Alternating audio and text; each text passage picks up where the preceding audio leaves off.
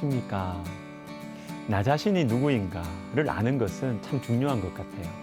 특히 내가 인간이라는 사실, 인간은 유한하다는 이 사실을 아는 것이 참 중요한 것 같습니다. 하나님께서 나이가 많이 든 노년의 지혜자를 통해서 청년들에게 인생의 지혜를 가르쳐 주신 말씀이 전도서입니다. 여러 가지 지혜들을 다 알려주신 후에 이렇게 말씀하십니다. 12장 1절에 너는 청년의 때에 너의 창조주를 기억하라. 곧 곤고한 날이 이르기 전에 나는 아무 낙이 없다고 할 해들이 가깝기 전에. 마지막 13절 보십시오. 일의 결국을 다 들었으니 하나님을 경외하고 그의 명령들을 지킬지어다. 이것이 모든 사람의 본분이라. 창조주를 기억하라. 다시 말하면 우리가 피조물인 것을 기억하라는 것입니다. 나는 피조물이고 그래서 창조주인 하나님을 경외하는 것이 최고의 지혜라는 것입니다. 나는 누구입니까? 인간은 어떤 존재입니까?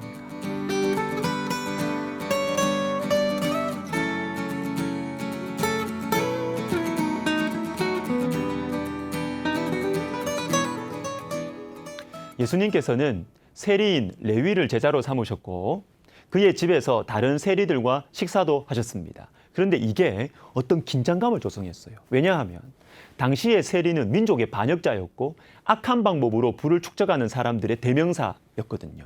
15절과 16절을 제가 읽어드리겠습니다.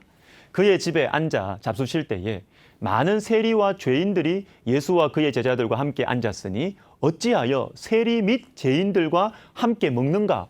자, 말씀 보십시오. 세리와 죄인들, 세리 및 죄인들.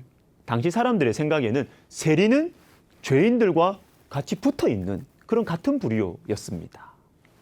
여러분이 좀 젊은이들이 많이 쓰는 말인데 낄끼 빠빠라는 말을 들어보셨습니까?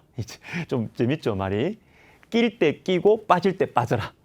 낄끼 빠빠라는 말이 이 줄임말이에요. 인터넷 국어사전에도 나옵니다. 이건 눈치껏 어떤 모임이나 대화에 속하거나 빠지라는 것입니다. 중요한 처세술이죠. 괜히 어떤 모임에 한두 번 갔다가 이상한 소문이 날 수 있다라는 것입니다. 그런데 오늘 예수님은 빠져야 할 곳에 끼어 있으십니다. 좀 눈치가 없으신 것 같아요. 사회적으로 평판이 좋은 사람들과 예수님이 좀 가까이 지내셔야 예수님에 대한 사람들의 평가도 좋아질 텐데, 아니면 가난한 사람들, 불쌍한 사람들만 도와주셔야 예수님의 사랑이 빛나지 않겠어요? 예수님의 희생을 사람들이 칭송하지 않겠습니까? 근데 예수님께서 이렇게 말씀하십니다. 2장 17절에 건강한 자에게는 의사가 쓸데없고 병든 자에게라야 쓸데있느니라. 나는 의인을 부르러 온 것이 아니요 죄인을 부르러 왔노라 하시니라. 죄인을 부르러 왔다. 병든 자에게 의사가 필요하다. 자, 여기에서 우리는 중요한 질문을 던져야 합니다. 이 말씀의 해석을 위해서. 세리가 죄인이고 병든 자다. 요건 알겠어요. 그죠? 요건 알겠어요. 그런데 세리와 죄인들 그리고 그들과 함께하는 예수님을 멸시하는 이 바리새인들의 서기관들이 건강한 자냐, 의인이냐, 이렇게 볼 수 있느냐라는 것이죠. 아닙니다. 예수님께서 말씀하신 것은요, 바리새인들이 의롭기 때문에 의인, 건강한 사람 이렇게 말한 것이 아닙니다. 그들에게 예수님이 필요하지 않기 때문이 아닙니다. 의사가 필요 없다 너희들한테 이 말씀하신 게 아니에요. 그러면요, 눈이 가려져 있다는 것입니다. 눈이. 자신이 어떤 존재인지를 모르고 있다라는 것입니다. 자기에게 예수님이 필요한지를 모르고 있다라는 것입니다. 로마서 3장 23절에 모든 사람이 죄를 범하였으며 하나님의 영광에 이르지 못하더니, 모든 사람 죄인입니다. 6장 23절에 죄의 삭선 사망이요 하나님의 은사는 그리스도 예수 우리 주 안에 있는 영생이니라. 모든 사람이 죄인입니다. 모든 사람이 병든 자입니다. 문제는 이 사실을 아는 사람이 있고 모르는 사람이 있다는 것이죠. 내가 죄인이라는 것을, 내 영혼이 병들어 있다는 사실을 인정하는 사람이 있고 인정하지 않는 사람이 있다라는 것입니다. 의사는 병든 자에게 필요하고 예수님은 의인들이 아니라 죄인들을 부르러 오셨다라고 예수님께서 바리새인들에게 이 말씀을 하신 이유는 너 자신을 알라는 것입니다. 너가 죄인이라는 사실을, 너가 예수님을 믿지 않으면 영원한 사망으로 지금 가고 있는 그런 존재가 너라는 사실을 알아라는 것입니다. 사도행전 12장과 14장을 같이 보겠는데요.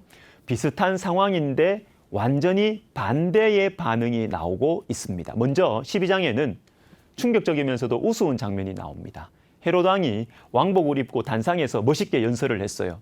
21절, 헤롯이 나를 택하여 왕복을 입고 단상에 앉아 백성에게 연설하니 백성들이 크게 부르되 이것은 신의 소리요 사람의 소리가 아니라. 여러분, 이때가 중요합니다. 나를 사람들이 칭송할 때 이때 어떻게 반응하느냐. 이제는 14장을 볼까요? 바울과 바나바가 걷지 못하는 사람을 예수님의 능력으로 일으켰어요. 무리가 바울이 한 일을 보고 신들이 사람의 형상으로 우리 가운데 내려오셨다. 여러분, 이때가 중요합니다. 이때가. 그런데 완전히 반응이 반대예요. 다시 12장을 보시면 헤롯이 영광을 하나님께로 돌리지 아니하므로 주의 사자가 곧 친히 벌레에게 먹혀 죽으니라. 14장에는 두 사도 바나바와 바울이 듣고 옷을 찢고 무리 가운데 뛰어 들어가서 소리 질러 이르되 여러분이 어찌하여 이러한 일을 하느냐? 우리도 여러분과 같은 성정을 가진 사람이라. 우리도 여러분과 같은 성정을 가진 사람이라. 내가 인생이라는 사실을, 나는 영원히 살 수 없고 지혜와 능력과 건강에 한계가 있는 존재라는 사실을, 그리고 예수 그리스도 외에는 구원받을 수 없는 죄인이라는 사실을 아는 것. 여러분, 이것이 축복이에요. 사랑하는 성도 여러분, 착각에 빠지지 맙시다. 여러분, 혹시 뭘 좀 잘하시는 게 있잖아요. 우리 다 그런 거 있잖아요. 그때가 중요해요. 사람들이 여러분 막 좋아할 때, 사람들이 여러분들을 막 칭찬하고 칭송할 때, 그때가 중요합니다. 그때 착각에 빠지지 맙시다. 우리는 인간이에요. 우리는 죄인입니다.